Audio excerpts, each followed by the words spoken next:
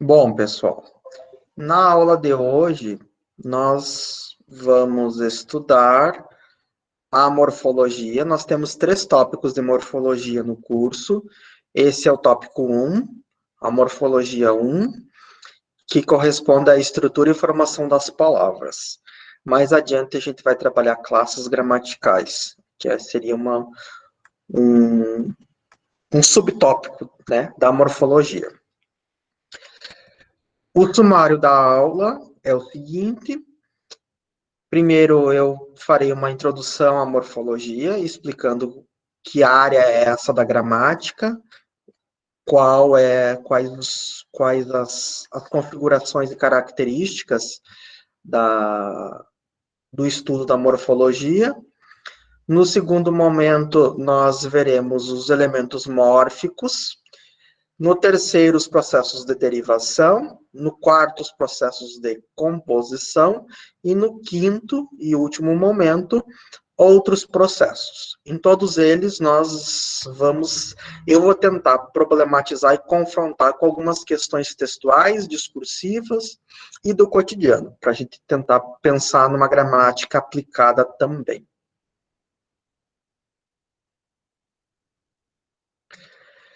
Então, inicialmente, a morfologia é uma sub-área dos estudos gramaticais, é um nível, considerado um nível gramatical, e é um campo que vai investigar a estrutura e o uso dos morfemas. Quando estávamos estudando a fonética e a fonologia, o nosso campo de estudo, nossa unidade de análise era o fonema.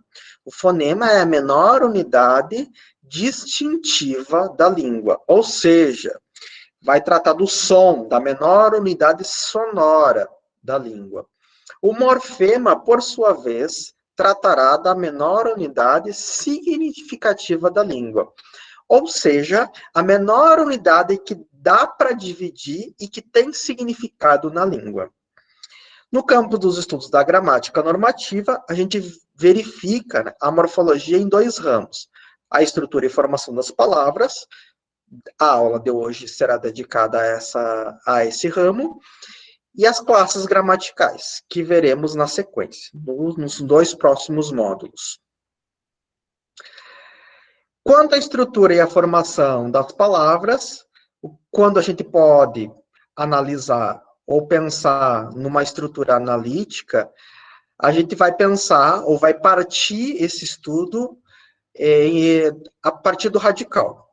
Né? E aí a gente já vai ver o que é o radical da palavra, e é a partir desse radical que emergem todos os estudos. É um ponto de partida para a gente pensar a estrutura de uma palavra. Parte-se de um radical. Não existe palavra sem radical. Todas as palavras têm, obrigatoriamente, um radical. Então, o radical ele é visto como um elemento mórfico, significativo, já que a gente está tratando de partes significativas de uma mesma palavra, com radical não poderia ser diferente. É uma parte significativa da palavra. E é a partir dessa parte significativa da palavra que a gente vai pensar nos processos de derivação e nos processos de composição. A morfologia e a estrutura e formação das palavras, ela vai se dividir em 2 processos básicos. O processo de derivação, quando a gente tem um radical, e a partir desse radical nós derivamos uma palavra. Exemplo, a palavra ferro. Então, a palavra ferro, da palavra ferro, nós poderemos derivar ferradura, ferreiro, e etc e tal. Então, a gente tem aí um mesmo radical, e esse radical está sendo, a esse radical está sendo acrescido uma nova parte. Então, a gente tem um processo que é de derivação. Agora, o processo de composição, nós unimos 2 radicais. Por exemplo, beija-flor. Então, nós temos 2 radicais que são unidos, então nós temos uma chamada palavra composta, um processo chamado de composição. Então, hoje é isso que a gente vai pensar. Quais são os processos da derivação que existem na língua portuguesa e quais são os processos de composição que existem na língua portuguesa. Mas para pensar nesses processos da derivação e nesses processos de composição, a gente precisa pensar quais são os elementos mórficos que podem compor uma mesma palavra. Quais são os elementos mórficos que podem servir de base para uma composição, para uma palavra, seja ela composta ou derivada. Vamos lá, então, pensar nesses elementos mórficos.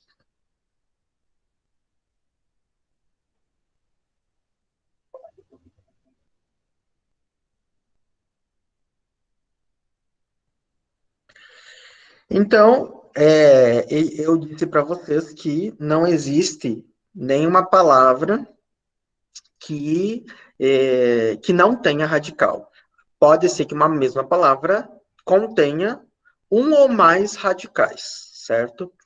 Vocês, todos nós, na verdade, estudamos, aprendemos, já ouvimos falar que a língua portuguesa, ela derivou do latim, e não só do latim, mas outras tantas línguas compuseram, formaram, interferiram na língua tal qual nós a utilizamos hoje. Então, a gente vai ao longo da história, pensar em diferentes interferências. No próprio latim, a gente vai perceber uma interferência grega. Mais tarde, a gente vai ver uma influência árabe, principalmente em alguns processos civilizatórios ali no próprio território de Portugal. Depois, chegando ao Brasil, a gente tem uma interferência indígena muito forte, a gente tem uma interferência espanhola por conta do processo de colonização, vou usar colonização entre aspas, certo? Da América Latina e o contato constante entre português e espanhol. Há uma interferência do espanhol no português. Nós temos uma interferência africana, de matriz africana, no português brasileiro. A gente tem uma interferência alemã e italiana, e assim por diante. Todos os povos que vão gerar contato com a língua, ou com contato geográfico ou cultural, vão interferir.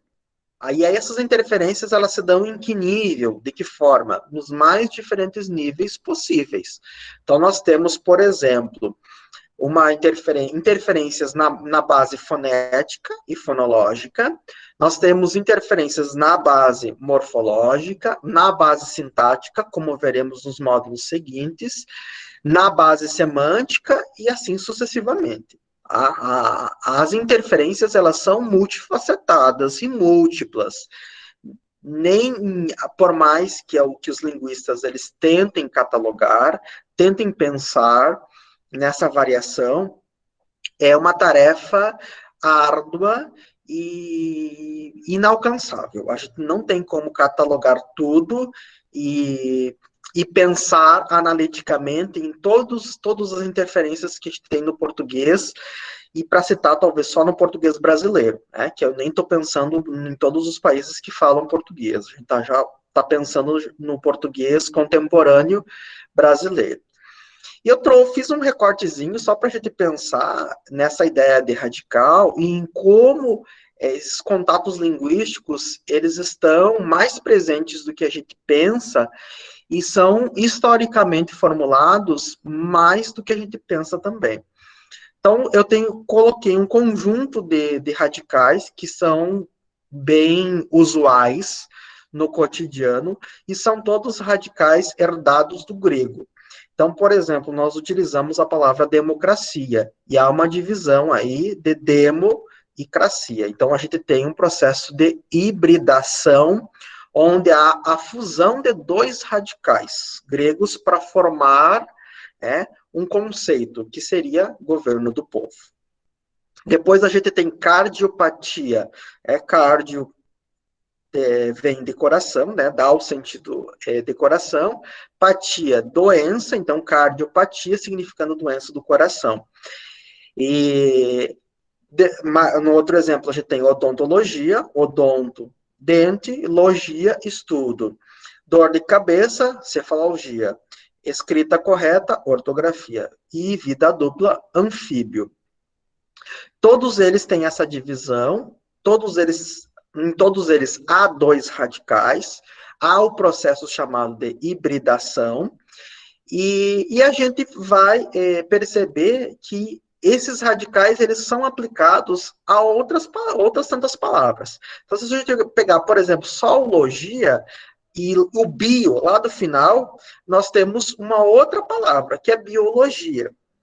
Se eu porventura, pegar o radical cardio e juntar com o logia da linha seguinte, nós temos cardiologia. Então, nós utilizamos esses radicais com muita frequência. Então, o radical, ele é essencial às palavras, e muitas vezes a gente tem mais de um radical numa mesma palavra. E às vezes a gente perde a noção de como esse radical historicamente foi construído e foi se transformando na palavra que a gente usa hoje. Assim, a gente tem, então, as palavras derivadas e a gente tem o chamado radical. O que é radical e como que a gente pode pensar no que é o radical? A técnica mais fácil de se pensar o radical, o que é o radical e descobrir o radical de uma palavra é derivando essa palavra. Então, eu tenho, por exemplo, a palavra pedra, e de pedra eu formo pedreira, pedrada, pedraria, empedrar, apedrejar, etc. e tal. Todas essas palavras aí, formadas a partir de pedra, eu posso pegar, selecionar aquela parte que se repete, que não muda, que é o pedra, que está em vermelho. Então, essa parte que se repete, que não muda, nós chamaremos de radical.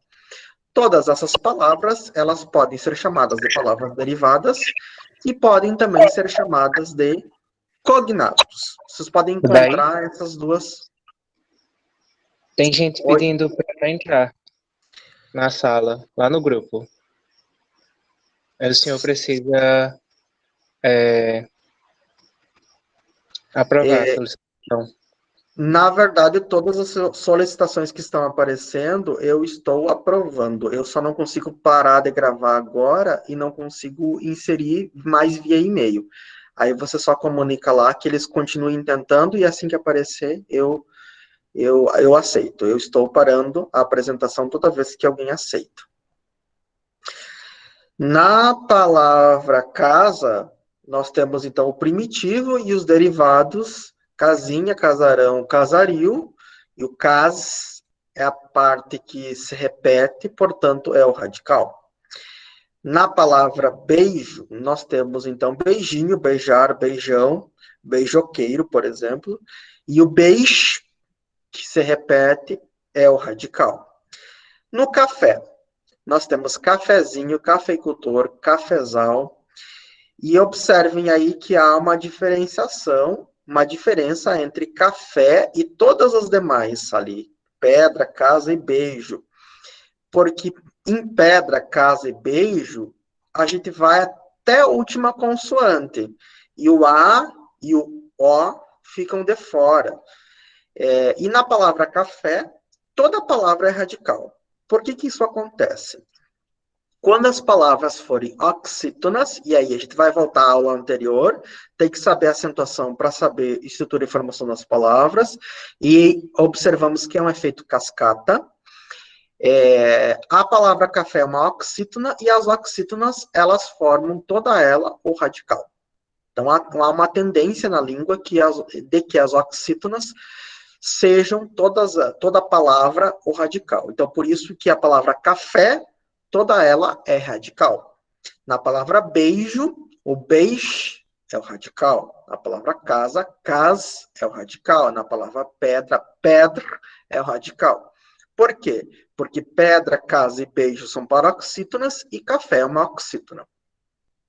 Há uma outra tendência na língua que é quando a palavra terminar em consoante, toda a palavra também será radical. Então, flor termina em consoante, toda a palavra é radical. E aí a gente tira a prova real fazendo a derivação. Florido, florescer, floral, eles terminam, a palavra flor termina em R, toda ela é radical, e a partícula flor se repete em todo o processo derivatório, portanto, flor se torna o radical. Então, essa é a parte simples aí da introdução. A gente pensa o radical como uma base essencial e, a partir dela, surgirão palavras derivadas, palavras compostas também. Na sequência, a gente vai ver isso, um passo de cada vez. E vocês podem estar se perguntando, mas o que são as outras partes que sobraram além do radical? A gente já vê também. Então, a gente verá cada elemento mórfico desses aí na sequência. Antes de ir para esses elementos mórficos que compõem uma palavra, eu preciso pensar em uma outra problematização, em uma outra densidade sobre a questão do radical. E a gente vem para o alomorfe. É um processo de alomorfismo. Se a gente selecionar a palavra coração e derivar coração, nós teremos, puerilmente, talvez, a derivação de coraçãozinho e coraçãozão. Mas se quisermos derivar esta palavra sem o uso de diminutivo e sem o uso de aumentativo, vai ficar um pouco mais difícil. Mas a gente pode fazer. De que forma? Pergunto, qual é o médico especialista em coração? Cardiologista. Opa, o que aconteceu aí? O que a gente tem? Que novidade a gente tem? Vocês podem perguntar, mas se eu, de coração, derivo cardiologista, eu não vou seguir um mesmo padrão, eu não vou padronizar.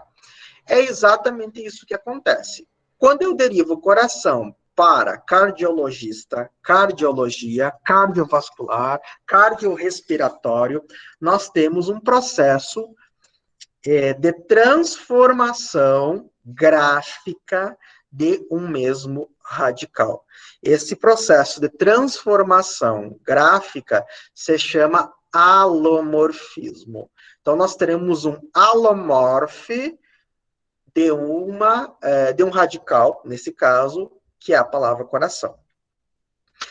Isso vai acontecer sempre de uma forma tão abrupta assim? Nem sempre. Então, o exemplo seguinte, possível, se derivarmos a palavra possível, poderemos ter impossível, que mantemos o mesmo radical, com a mesma estrutura.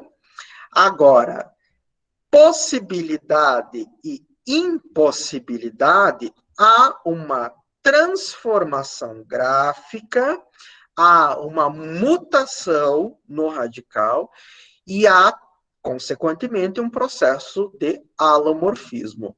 Portanto, o possível do impossibilidade ou possibilidade é um alomorfe do radical possível. Outro exemplo, verbo perder. Se nós conjugarmos o verbo perder, teremos eu perco, tu perdes, ele perde. Perdemos, perdeis e perdem. Presente do indicativo conjugado aí do verbo perder. Quando eu digo eu perco, o que acontece? Eu transformo esse radical por uma questão gráfica, por uma questão fonética e fonológica, e eu tenho aí um processo também de alomorfe. Esse radical muta. Há uma mobilidade na estrutura do radical. logo um processo chamado alomorfismo. Isso vai acontecer sempre no radical? Não, não vai acontecer sempre no radical e pode acontecer na desinência. Eu coloquei aqui embaixo o verbo estudar, para dar o exemplo, em qualquer verbo e qualquer outro verbo no eixo temporal e no modo também.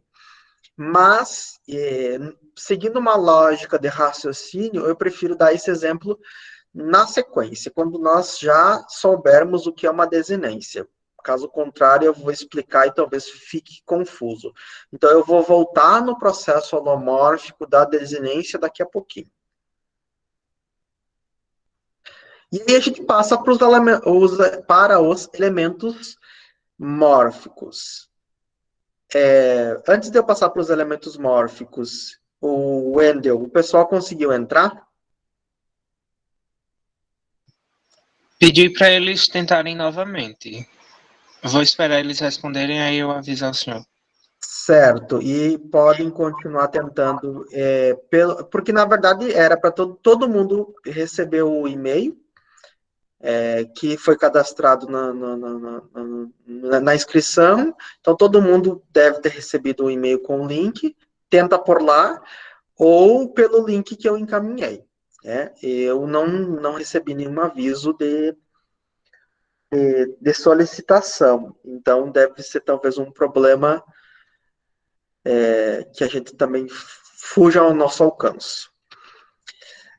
Vamos seguindo aqui e o pessoal continua tentando. E o Wendel me mantém informado, por favor. Primeiro elemento mórfico, não o primeiro de uma lista, mas o primeiro que estudaremos é o sufixo.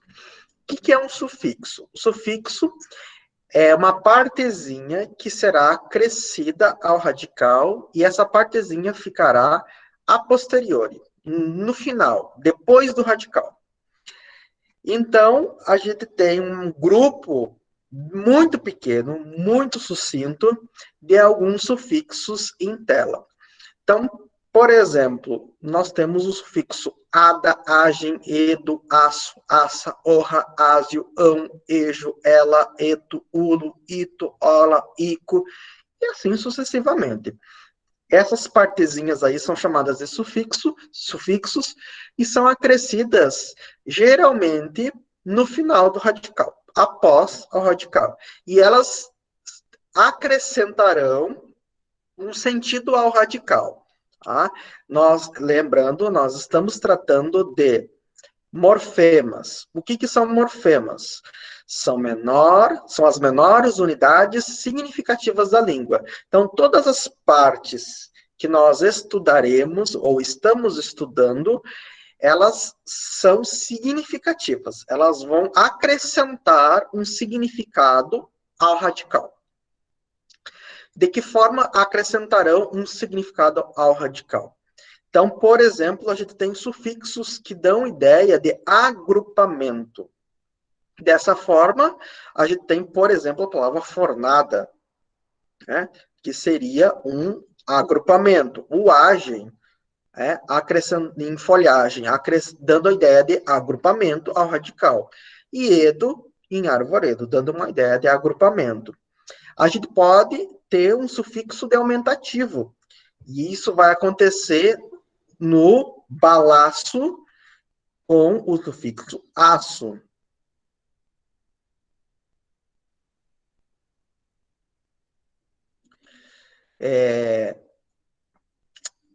A gente pode ter o sufixo aça na palavra barcaça. A gente pode ter o orra em cabeçorra, o ásio em copásio, o ão em canetão. Então, todos esses sufixos aí, aço, ão, aça, orra, ásio, são sufixos que vão dar ideia de aumentativo. Todos eles podem formar palavras que vão dar ideia de aumento. De diminuição, ou formando diminutivos. Nós teremos, por exemplo, o ejo, formando vilarejo, o ela, formando viela, de via, né? Vila, então a gente vai transformar vilarejo de via, viela, de poema, poemeto, de globo, glóbulo, de pé, pezito, de fazenda, fazendola e de burro, burrico. Todos esses sufixos dão uma ideia de diminutivo. Então, por exemplo, o que é um poemeto? É um poema pequeno. Então, nós acrescentamos uma ideia ao radical base, que é poema.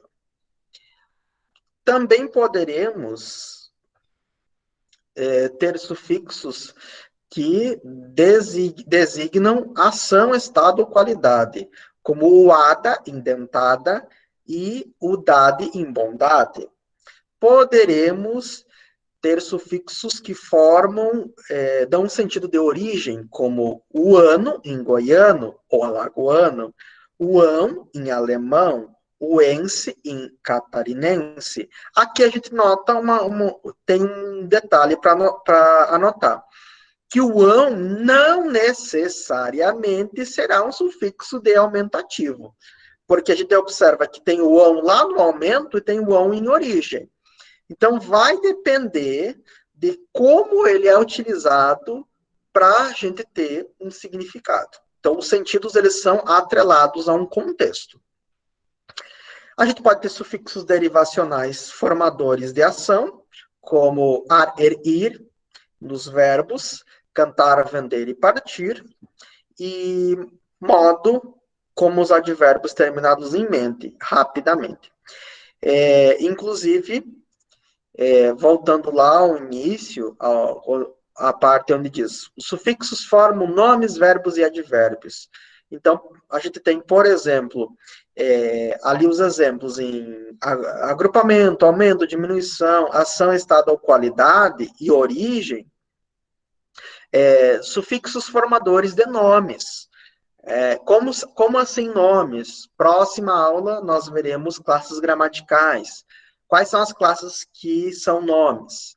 Substantivos e adjetivos. Então, por exemplo, folhagem é um substantivo. Então, o sufixo agem é um sufixo derivacional formador de substantivos com ideia de agrupamento. Então, esse agem significa isso. Repetindo, o agem é um sufixo derivacional formador de substantivo com ideia de agrupamento. E está sendo acrescido ao radical folhe. Certo? Então, essa seria a análise morfológica da palavra folhagem. Mas, lá embaixo, nós temos os sufixos formadores de verbos, que esses são relativamente mais fáceis, que é o ar, ir. É como cantar, vender e partir. Então, aí o ar, ir formam verbos. E modo, exemplificado lá no modo, nós temos o sufixo mente, que é um sufixo formador de advérbio. De rápido, então, do adjetivo rápido, derivamos o rapidamente, e esse adjetivo se transforma num advérbio. Então, nós temos aí os sufixos que ajudam a gente a entender também as classes gramaticais. Muito bem. Mas é simples assim? Então, basta eu decorar uma lista de sufixos e vai estar tudo entendido, tudo resolvido, a gramática na ponta da língua? Não. Não estará tudo entendido, não estará tudo resolvido, e a gramática, a língua, é um sistema aberto, com alta mutabilidade. Sempre, a todo momento, os falantes estarão inserindo novos elementos mórficos, novas estruturas e novos sentidos às estruturas já existentes.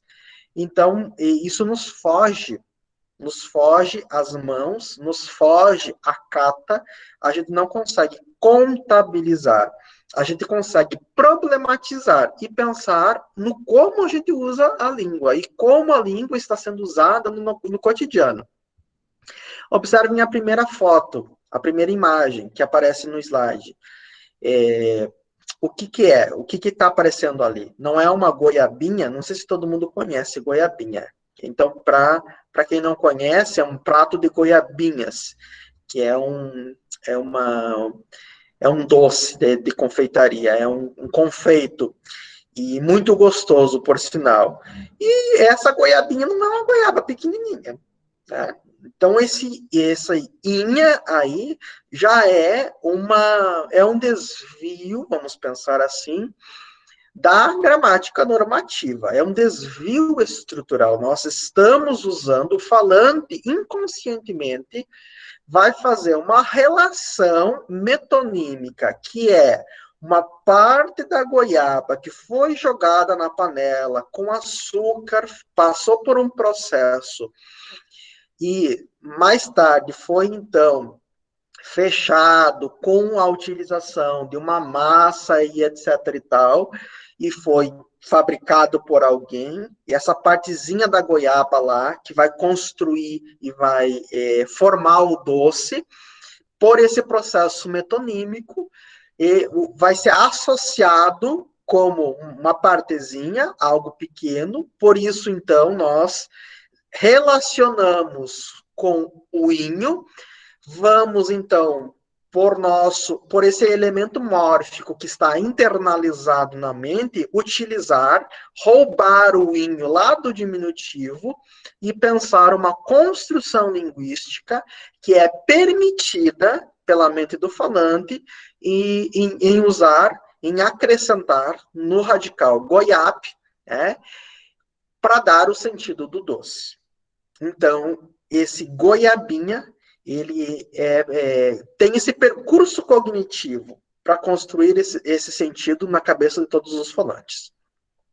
Nem tentem pensar que vocês não pensam nisso, porque esse raciocínio ele é onipresente em todos os falantes. Todo mundo que conhece, usa ou já ouviu falar na palavra goiabinha com esse sentido, faz em segundos, talvez em milésimos de segundos, esse raciocínio.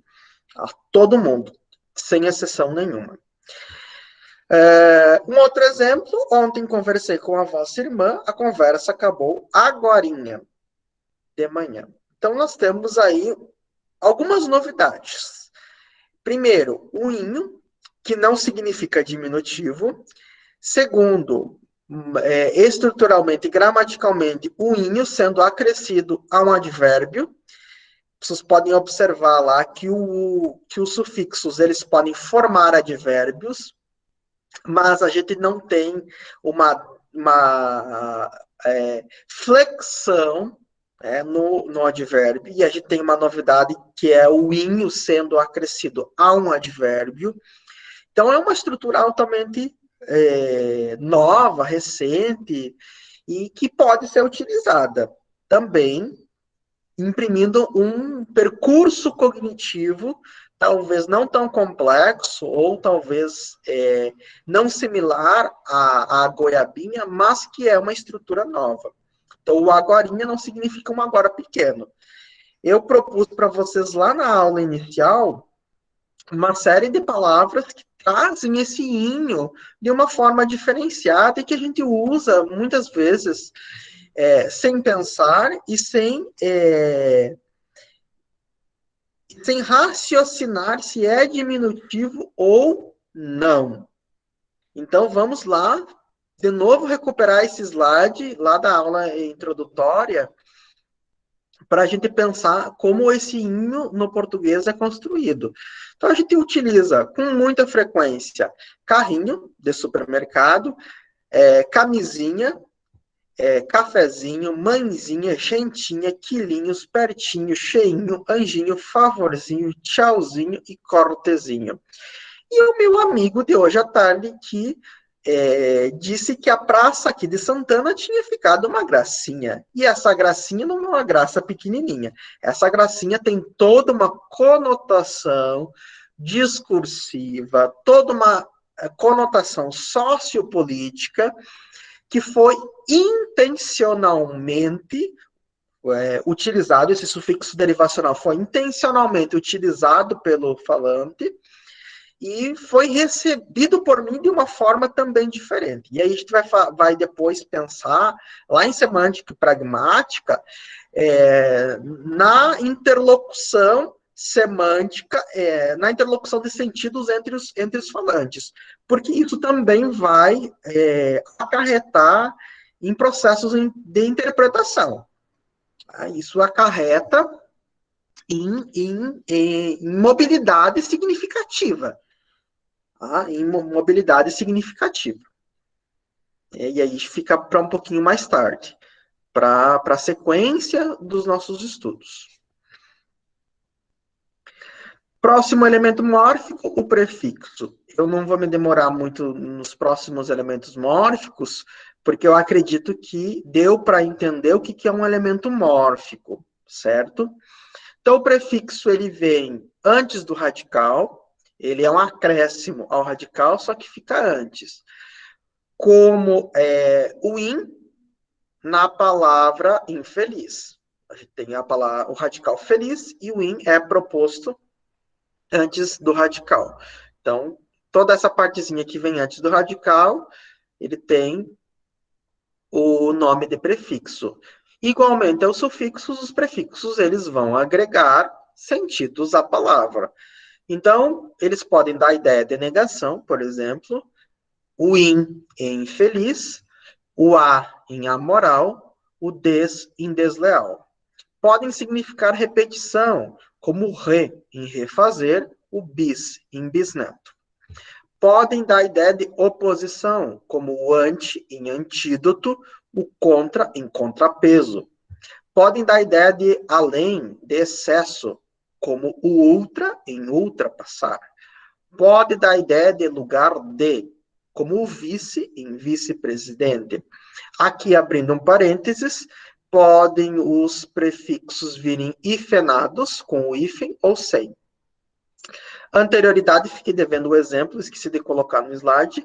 Movimento para baixo, como o de em decair, como o só em soterrar, como o sub em subestimar.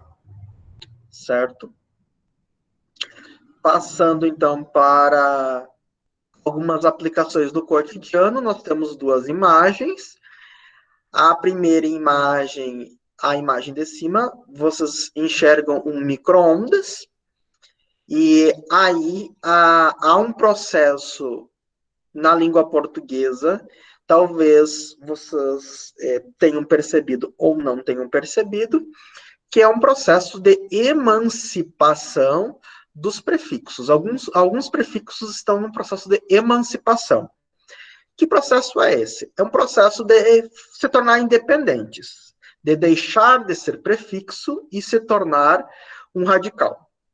Inclusive, alguns linguistas já defendem que alguns prefixos não são mais prefixos, são radicais. E aí, no micro-ondas, o micro seria um prefixo, mas algumas pessoas, ao invés de usar micro-ondas, a palavra inteira, usa micro.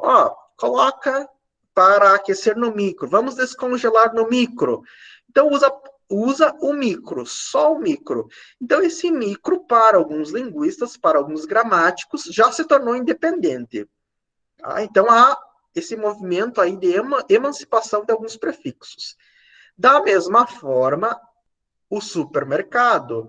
E algumas pessoas já não vão mais ao supermercado, vão ao super.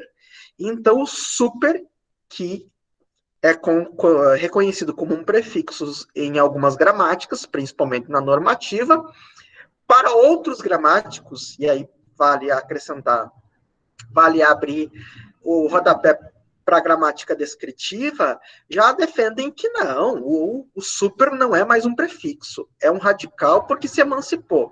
As pessoas vão ao super, e quando elas vão ao super, elas estão usando um radical. Da mesma forma, usando ainda o caso do mercado, do radical mercado, ao hiper. Então, as pessoas vão ao hiper, elas não vão ao hipermercado. Então, há uma emancipação do prefixo hiper, nesse caso. Vamos para as desinências, que é um outro elemento mórfico. As desinências, elas podem ser nominais ou verbais, como nós veremos na sequência. As desinências nominais, que veremos inicialmente, elas podem marcar número e gênero. Número é singular e plural, para quem não lembra da formação de número, e gênero é feminino e masculino, para quem não lembra.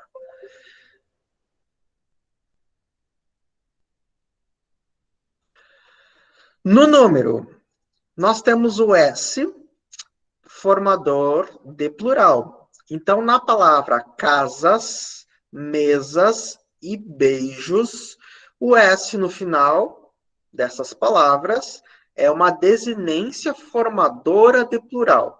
Esse S está aí no final dessas palavras para indicar a marca de plural. Quanto ao gênero, nós temos a palavra gata, moça e menina. E esses as no final dessas palavras estão aí para marcar um sufixo, aliás, para marcar uma desinência formadora de feminino. Logo, esses as nos finais dessas palavras marcam o feminino. Bom, devem estar perguntando a vocês por que não há exemplos com a marca de singular e com a marca de masculino. Porque em língua portuguesa não há desinência para marcar nem singular e nem masculino, certo? Então, aí eu vou desmistificar um aprendizado de séries iniciais. Quando a gente aprendeu formar masculino e feminino lá nas séries iniciais, ou no sexto ano, a gente estuda substantivo no sexto ano, geralmente se diz assim, o O vai marcar o masculino, o A vai marcar o feminino. Então, o masculino de gata é gato por conta do O. Negativo. O O não marca masculino. Não marca masculino no português. Esse O no final das palavras não marca masculino. Repito.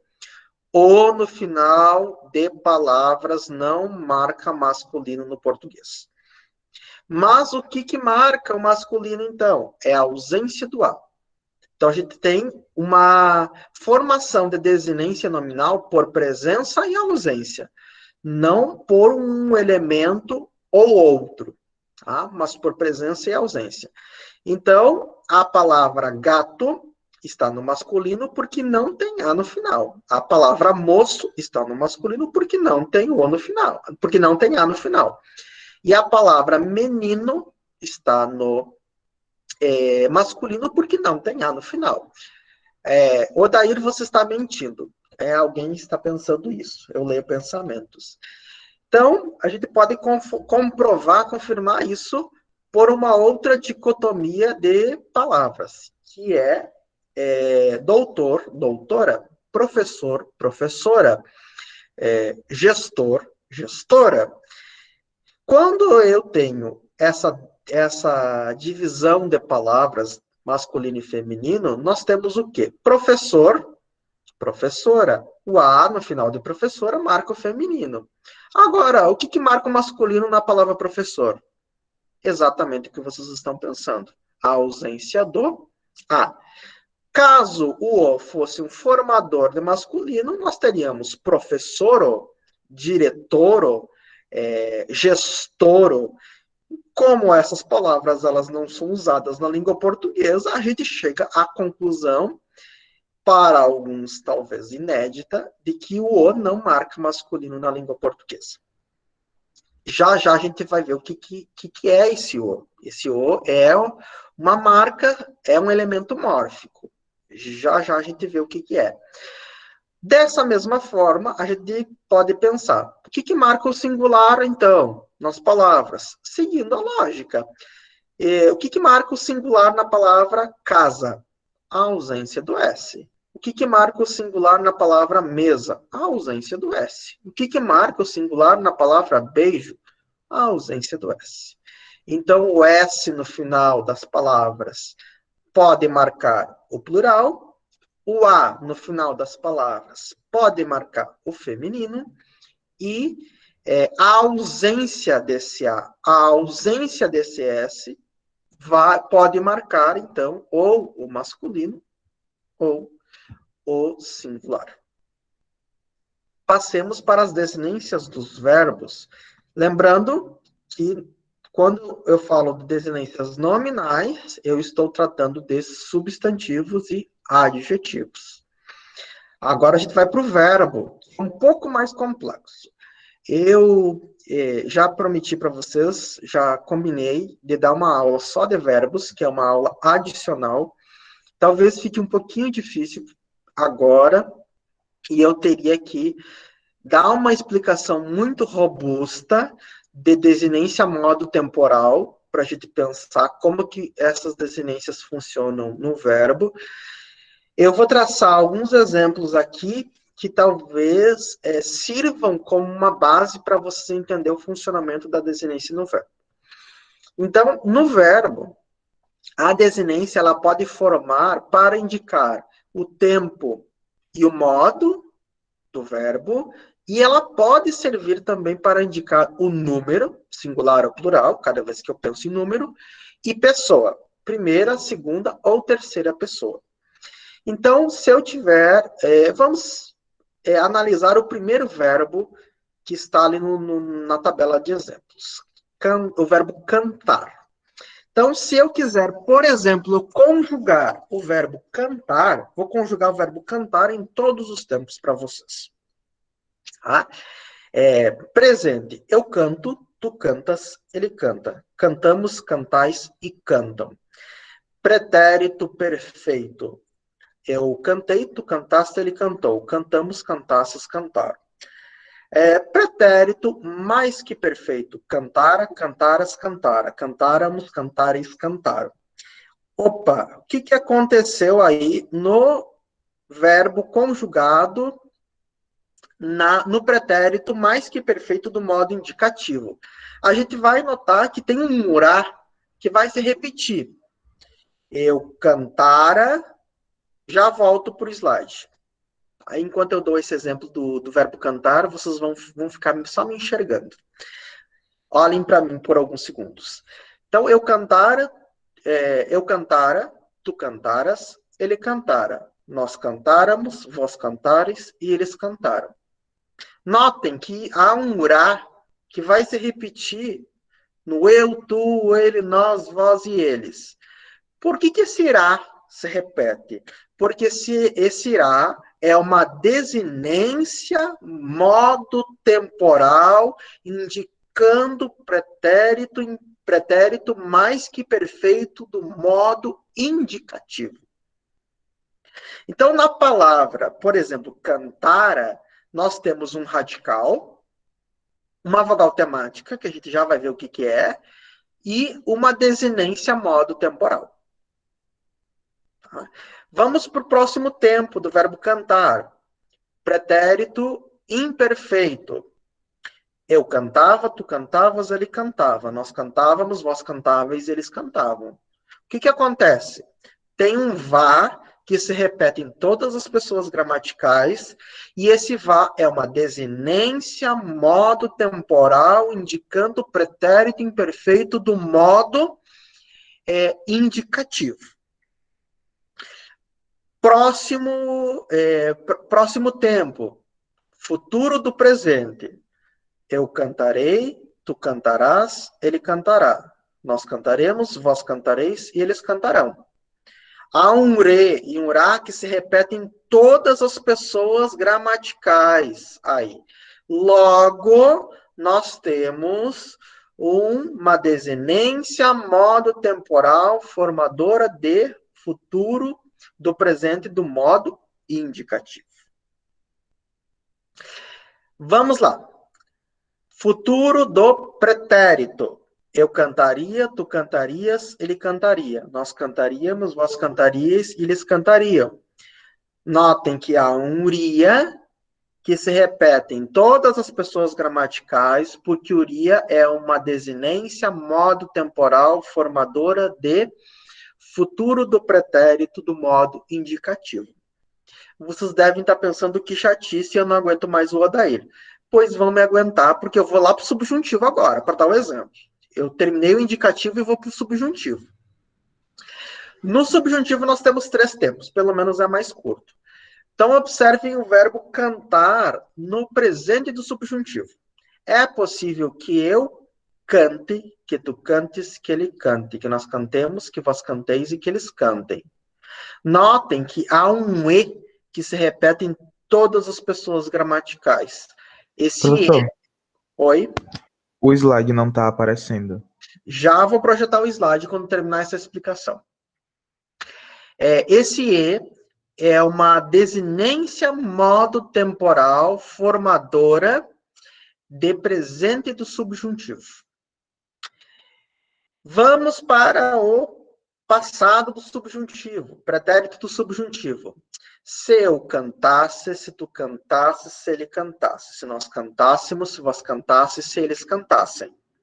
Notem que há um SSE que se repete em todas as pessoas gramaticais desse tempo. Logo, o SSE é uma desinência modo temporal formadora de pretérito do subjuntivo. O último tempo, futuro do subjuntivo. Quando eu cantar, quando tu cantares, quando ele cantar. Quando nós cantarmos, quando vós cantardes, quando eles cantarem. O R, que se repete em todas as pessoas gramaticais, é uma desinência modo temporal formadora de futuro do subjuntivo. Terminou? Não, não terminou. Tem mais uma partezinha, que é as desinências número pessoa. E aí a gente pode, talvez fique um pouquinho mais fácil. Vamos pensar no tu. Acho que é o exemplo mais fácil que a gente tem para pensar na desinência número pessoa. Vamos para o tu. Presente, tu cantas. Pretérito perfeito, tu cantaste. Pretérito mais que perfeito, tu cantaras. Pretérito imperfeito, tu cantavas. Futuro do presente, tu cantarás. Futuro do pretérito, tu cantarias. Presente do subjuntivo, tu cantes.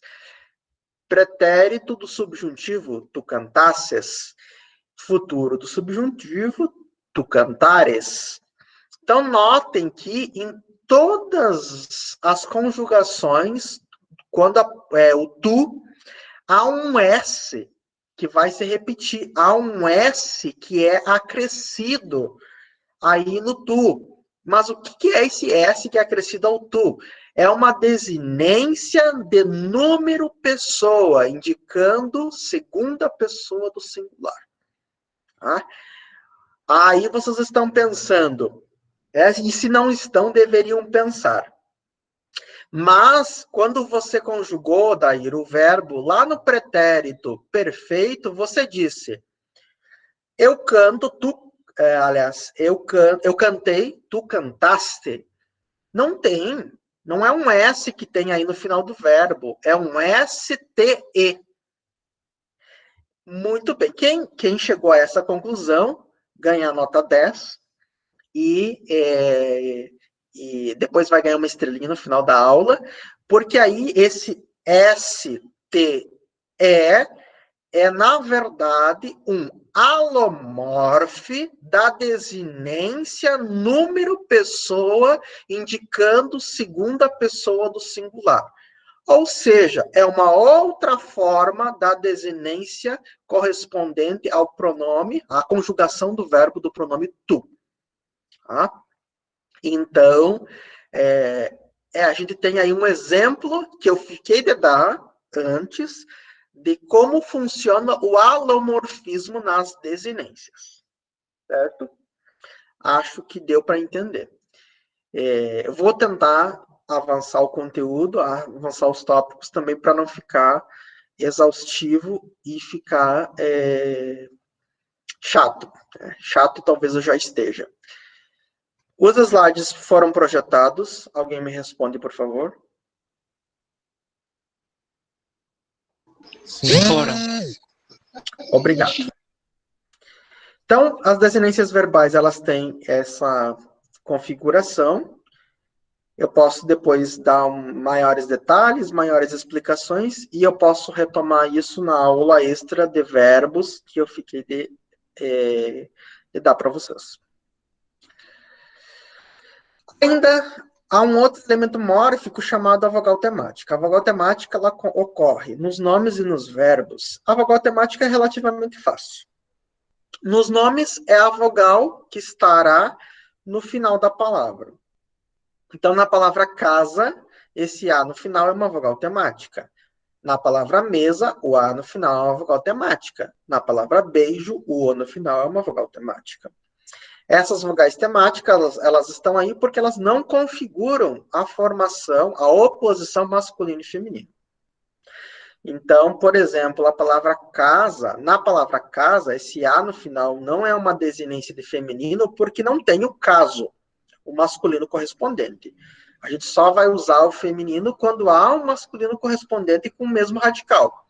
Como é o caso de menina, menino. O A no final de menina é uma desinência de gênero feminino. Na palavra casa, como não há essa oposição, esse A é uma vogal temática. Da mesma forma, na palavra mesa, e o O em beijo é uma vogal temática. Todos os Os serão vogais temáticas. Então, o O em menino, o O em médico, os Os que nós pensávamos que eram masculinos são todos vogais temáticas. Certo? Então está respondido o que é o O no final das palavras que a gente pensava que era masculino. Nos verbos, mais fácil ainda, porque os verbos terminados em ar, a vogal temática é A, em er é E, em ir é I. Casar-se vem do verbo casar, então a vogal temática que aparece ali, A. Corremos, vem do verbo correr, o E é a vogal temática. Aí um complicador que às vezes aparece em algum concurso é que as vogais temáticas dos verbos nem sempre vão aparecer nesse verbo. É o caso do verbo vendamos, a conjugação vendamos, que não tem E, mas para a gente achar a vogal temática, a dica que eu dou é sempre pegar o verbo no infinitivo. Então, vendamos vem de vender. Então, a vogal temática é E. Retomando, verbos terminados em ar, vogal temática A, em er, E, em ir, I. Passando para o próximo elemento mórfico, nós temos a vogal ou consoante de ligação. Então, cada vez que a gente quiser ligar um radical a um sufixo, ou um radical a outro radical, por uma questão fonética e fonológica e de harmonização, às vezes a gente precisa colocar uma vogal ali para ficar a palavra com um som melhor, com uma acústica melhor. Então, essas vogais e essas consoantes que vão aparecer ligando o radical ao sufixo ou a outro sufixo são as vogais ou consoantes de ligação. Essas ocorrências se dão em exemplos como o I em café mais cultura, formando café e cultura, o Z em café mais al, formando cafezal, o O em gás mais metro, formando gasômetro, o T em café mais eira, formando cafeteira, ou o L em chá mais eira, formando chaleira. E nós viemos para os processos de derivação. Nós passamos de fase agora, vamos para o terceiro momento da aula para tratar dos processos de derivação. Então, nós temos já aí um arsenal robusto para a gente pensar como que funcionam os processos da derivação e composição. Iniciamos pelos processos de derivação, que são dos seguintes tipos: prefixal, sufixal, prefixal e sufixal, parasintética, regressiva e imprópria. Partimos lá. Derivação prefixal será a palavra que terá um acréscimo de um prefixo. Então, vocês vão notar que agora vai ser um pouco mais rápido, porque nós temos o conhecimento prévio necessário para pensar os processos da derivação. Então, infeliz é uma derivação, passa por uma derivação prefixal, porque acresce o in ao radical feliz. O in, como o in incapaz, o in infiel, o des em desleal. Todos esses exemplos são exemplos de um processo que sofre a prefixação. A derivação sufixal acontece quando há o acréscimo de um sufixo ao radical, como o mente, infelizmente, como o mente, infielmente, como o dade, em lealdade. Será prefixal e sufixal quando houver um prefixo e um sufixo, como infelizmente, infielmente, como deslealdade. Nós temos, então, aí, nesses 3 exemplos, tanto o prefixo quanto o sufixo.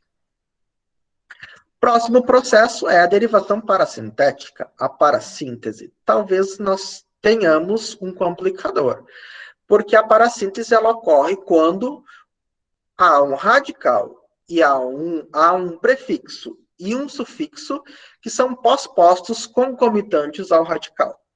Como é de forma concomitante, eu não posso tirar o prefixo e eu não posso tirar o sufixo. A palavra só vai existir com o funcionamento concomitante. Ao mesmo tempo, eu preciso do prefixo e preciso do sufixo para essa palavra existir. Dessa forma, olhem os exemplos. Acorrentado, despedaçado, amanhecer. Se eu tirar o a, correntado não existe. Se eu tirar o despedaçado, não existe. Se eu tirar o a, amanhecer não existe.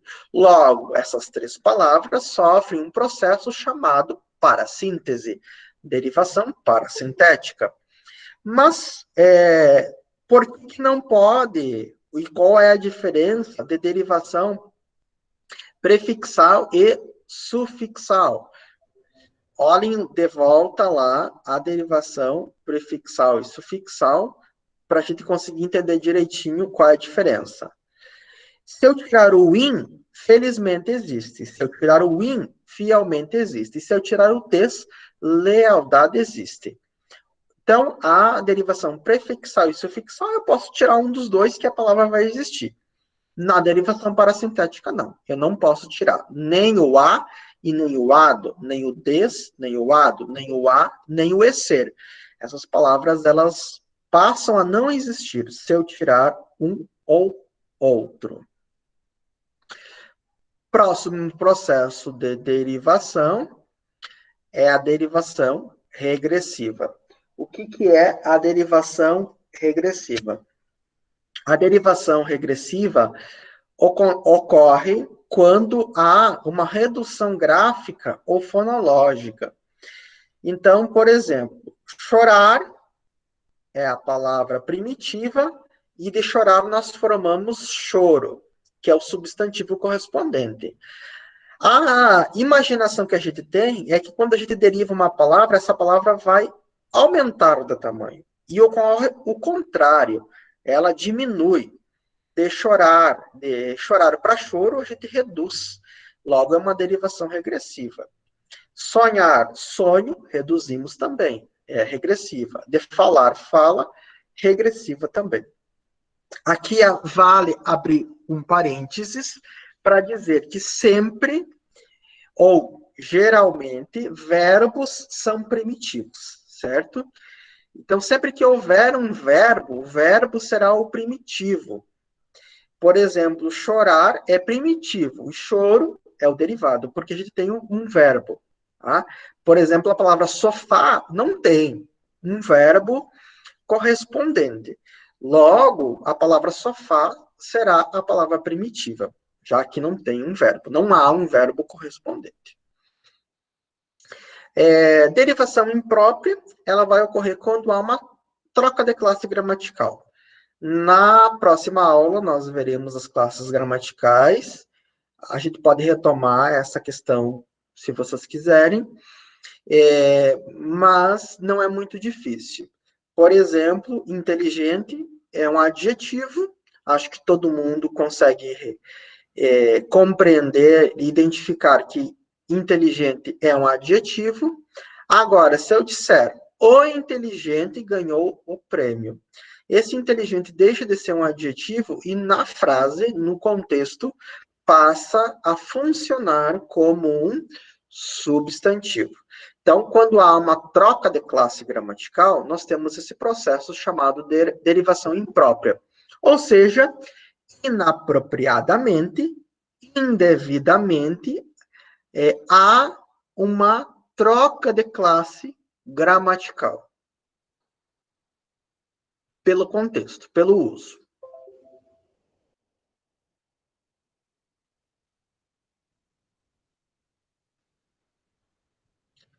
Até aqui, nós vimos os processos de derivação. Se vocês selecionarem qualquer exemplo que eu usei, todo mundo está enxergando o slide?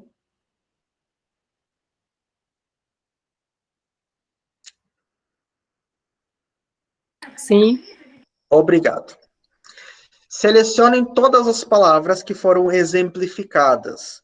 Acorrentado, despedaçado, amanhecer, chorar, choro, sonhar, sonho, falar, fala, inteligente, infeliz, incapaz, infiel, desleal, felizmente, fielmente, lealdade, infelizmente, infielmente, deslealdade.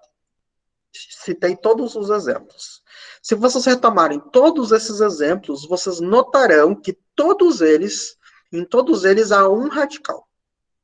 Todos eles são formados a partir de um radical. Então, a gente tem um processo aí que é de derivação. Ou seja, um radical sofre uma mutação, sofre uma derivação, um acréscimo de um prefixo, um acréscimo de um sufixo, uma transformação, certo? Agora, a gente vai passar por um processo chamado de composição. Qual é a diferença da derivação para a composição? Na composição, nós temos dois radicais. Então, ou mais. A gente vai unir, vai juntar duas palavras, vai juntar dois radicais. E, bem mais fácil, a gente tem dois processos de composição, que é a justaposição e a aglutinação. Na justaposição, a gente junta dois radicais e a palavra fica igualzinha. As palavras, os radicais ficam iguaizinhos. Não muda. Não há uma mudança gráfica. Observem, eu vou juntar passa mais tempo e vou formar passatempo. Eu vou juntar guarda mais chuva e formarei guarda-chuva. Eu posso acrescentar alguma coisinha. Então, por exemplo, a palavra girassol. Gira mais sol. Eu tenho que acrescentar um Szinho ali por uma questão gráfica e fonológica. Mas os radicais não vão mudar. Não vai mudar nada. Diferentemente na aglutinação. Quando eu junto uma palavra e junto outra, junto um radical e junto outro, há uma modificação. Geralmente se perde uma parte, se perde uma letra. Há uma alternância, uma transformação de um desses radicais. Então, é o caso de água mais ardente, que some um A e fica aguardente. E é o caso de em mais boa, mais hora, que vai formar embora. É o caso da palavra fidalgo, filho de algo. É o caso da palavra pontiagudo, que é ponta mais aguda. Então, aí a gente tem esse processo de transformação, que se chama aglutinação, onde a soma dos dois radicais vai resultar em alguma questão de mudança para perder. Perderá ou letra ou uma partezinha da palavra. Então, na composição, a gente tem esses dois processos. É mais simples e mais tranquilo. Quais são os outros processos que as gramáticas apontam? O hibridismo, eu expliquei, dei alguns exemplos lá no início da aula, foram os exemplos iniciais, e aqui eu trago mais um, que é automóvel. Auto vem do grego e o móvel vem do latim. Então, a gente tem um processo de hibridação linguística. A onomatopeia, que são sons. Vocês devem ter visto isso quando estudaram figuras de linguagem. As onomatopeias são sons. Por exemplo, o toque, toque, toque, que é alguém tocando a madeira. Se alguém, por exemplo, se eu fizer o som esfregando as mãos e for escrever esse som, nós temos uma onomatopeia também. Então, tudo que representar sons corresponde a uma onomatopeia. A gente pode ter na língua ocorrências de formas reduzidas, como é o caso de Zé para José, de foto para fotografia, de moto para motocicleta. Então, a gente há essas ocorrências de formas reduzidas, certo? E os neologismos, que são as palavras novas que vão sendo acrescentadas aos usos na língua. A gente tem um conjunto enorme de palavras sendo a cada dia inseridas. Algumas delas ganham uma escala maior, outras ficam numa escala bem menor. Talvez a gente tenha mais neologismos localizados, utilizados em pequenos grupos ou até mesmo individualmente, mas há aqueles neologismos que vão ganhar uma proporção maior, que vão dar conta de uma língua, e em algum momento podem entrar para um dicionário, e elas deixam de ser neologismos. Então, o neologismo é aquela palavra que não está no dicionário ainda. E aí eu trago o exemplo bolsominion. A palavra bolsominion é uma palavra, é um neologismo, é uma palavra que foi inventada a partir de uma situação sociopolítica. E aí as situações que vão condicionar os neologismos, elas são múltiplas. No sul, eu sei no eixo sul e sudeste, não sei se aqui no nordeste, no norte e no nordeste já há, mas alguns shoppings, eles criaram um ambiente onde os maridos podem esperar as esposas fazer compras. Os maridos vão lá e ficam lá esperando as esposas fazerem as compras. E esse ambiente, ele tem jogos, tem TV, poltrona, etc. e tal. E esse ambiente novo que foi criado em alguns shoppings precisava ser nomeado. E foi, então, nomeado de maridódromo. Maridódromo é um neologismo, é uma palavra que foi inventada para uma situação nova. Então, os neologismos são palavras novas que vão sendo inseridas na língua. Como eu disse, a gente pode ter uma escala média, que é o caso do maridódromo, que talvez seja mais localizado, numa escala bem maior, que é o caso do bolsominion. Acho que todos nós, e a maioria dos falantes da língua portuguesa no Brasil, pelo menos, já ouviram falar da palavra bolsominion. E numa escala bem menor, individualizada. Aí, os meus alunos, quem já foi meu aluno, já deve ter escutado eu falar, eu vou odairizar o IFA, eu vou odairizar Santana. Então, eu vou usar o verbo, o sufixo derivacional izar, no substantivo odair para fazer um neologismo. E esse neologismo, ele não tem uma escala grande, é uma escala muito localizada, muito pontual, e provavelmente, na verdade, nem é provavelmente, é certamente, odairizar nunca entrará no dicionário, porque nunca assumirá uma escala proporcional grande. Mas é um neologismo, é uma palavra inventada. Então, todos nós, como falantes, estamos autorizados a ter um escopo de neologismos. Nós podemos usar neologismos, nós podemos criar neologismos. Nós estamos habilitados a isso como falantes da língua. Eu não vou tratar agora, mas eu vou mencionar na aula de semântica e pragmática, a gente tem uma variação do neologismo, que é um neologismo semântico, que são os sentidos novos que podem ser agregados às palavras já existentes. Mas eu vou tratar disso lá na aula de semântica e pragmática.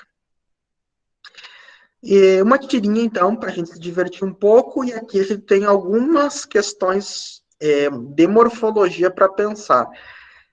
Colchão e coxinha, e aí esse ão? Será que é um sufixo derivacional formador de aumentativo? Esse inha em coxinha é um sufixo derivacional formador de diminutivo? E aí tem mais uma complexidade que eu trago para vocês, para a gente pensar. Transformar no Bolsonaro vai dar um puta trampo, meu irmão. E esse puta trampo é uma nova configuração morfológica. E a gente tem aí duas palavras, né? E uma das palavras é a palavra puta, e a variação de puta, a gente tem aí o puto, que vai, na verdade, ser utilizado na língua atual, nos usos atuais, como um intercâmbio de um sufixo formador de superlatividade. Então, na verdade, quando a gente tem esse puta trampo, é um trabalhão, é um trabalho danado, é um trabalhaço, na verdade. Então, esse puta e esse puto que pode ser usado, é um puto de um problema, é um puto de alguma coisa.